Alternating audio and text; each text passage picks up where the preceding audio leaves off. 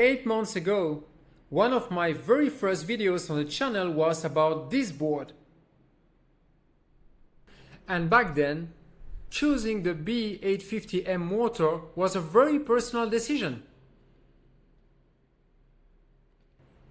But after 8 months of GPU swaps, SSD testing, expo tuning and daily use, I still think MSI was the right choice. The problem is, recent deals are making the B850 Tomahawk and X870 Tomahawk way too close in price. Hi everyone, Papa PC here. Today, this is not just another chipset comparison. This is 8 months later with the board I personally choose compared to its bigger brothers. So the B850M Mortar compared to the B850 Tomahawk and the X870 Tomahawk.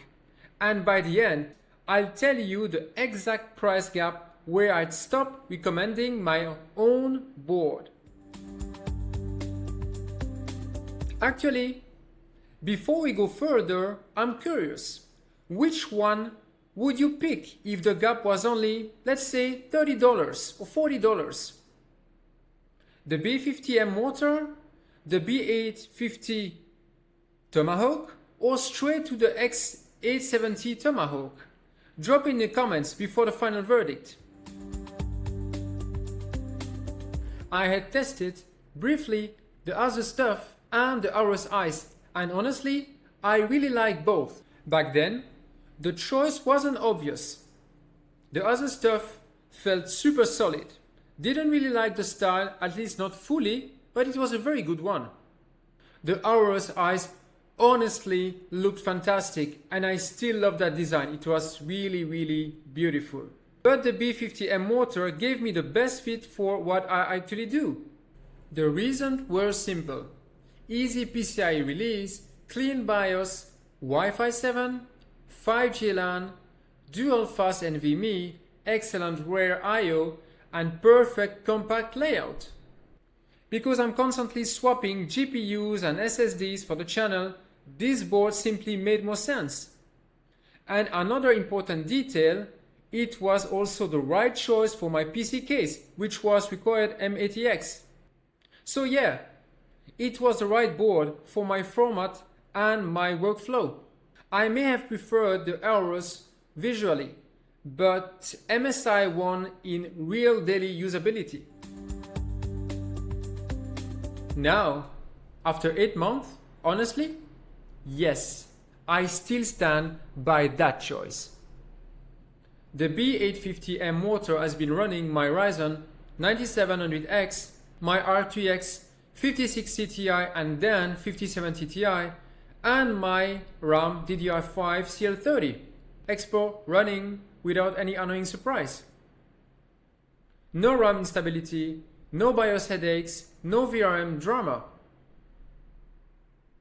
And after all the hardware swaps I've done for the channel, that matters much more than spec sheet marketing. Now, this is where recent deals make things really interesting. The B850 Tomahawk keeps everything I love about the Mortar, but stretches it into a much more comfortable ATX format.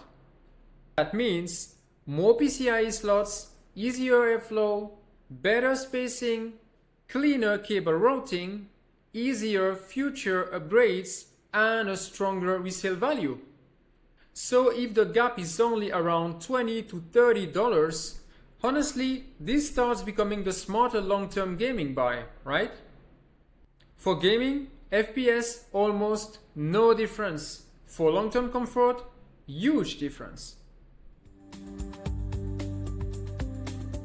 And then comes the dangerous one, the X870 Tomahawk.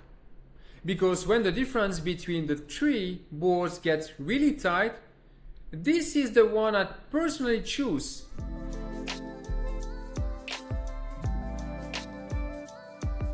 I know that recently in my podcast I was telling you that this is useless, but as long as the price as this gap, but now that the price is shrinking, it's another story. At that point, the extra USB 4, better creator connectivity, stronger future-proofing, better resale value, and no regret factor. So yes, if the B850M Mortar, the B850 Tomahawk, and the X870 Tomahawk are all very close in price,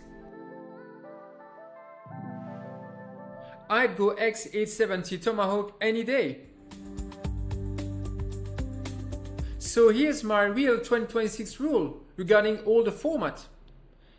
B840 only if the budget is extremely tight or for simple home office family PC.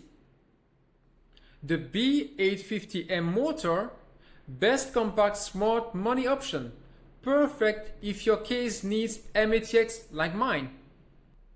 The B850 Tomahawk, best safe middle ground, probably the smartest choice for most gamers.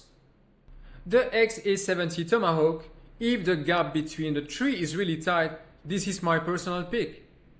The X870E, only if you truly need extra ports, extra drives, or creator expansion. So yes, my original choice was right, because it was the right board for my case. But in today's market, if the price ladder gets too close, I'd personally go X870 Tomahawk. If this video helped you, like, share, subscribe, and comment. It was Papa PC, and I'll see you soon. Bye bye.